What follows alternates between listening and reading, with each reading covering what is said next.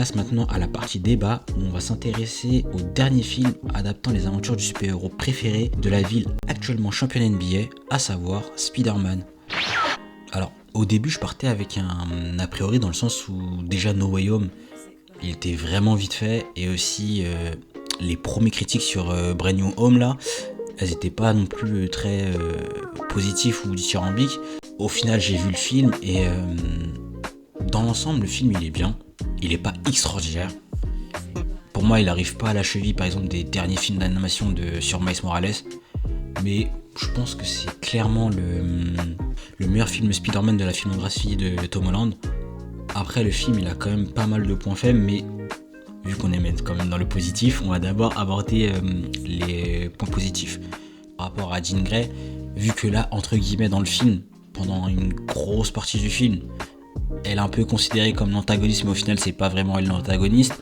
On comprend qu'elle fait ça parce que elle traque les damage control parce qu'ils ont kidnappé sa sœur et pour faire des expériences sur sa sœur.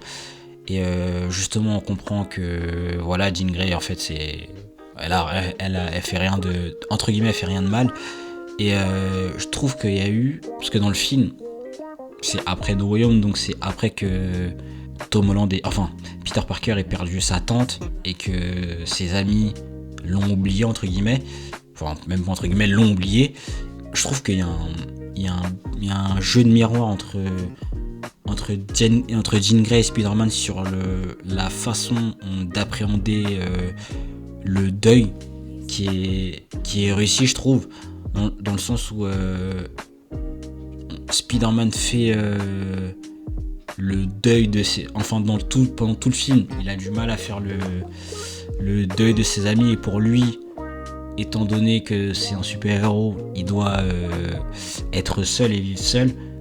Alors que Jean Grey, en fait, à travers son flashback et tout, on comprend que, au contraire, elle veut être entourée. Elle cherche à avoir une famille. Et justement, le fait que la seule famille qu'elle avait lui a été retirée, elle est prête à tout pour la récupérer, et j'ai trouvé ça plutôt pas mal.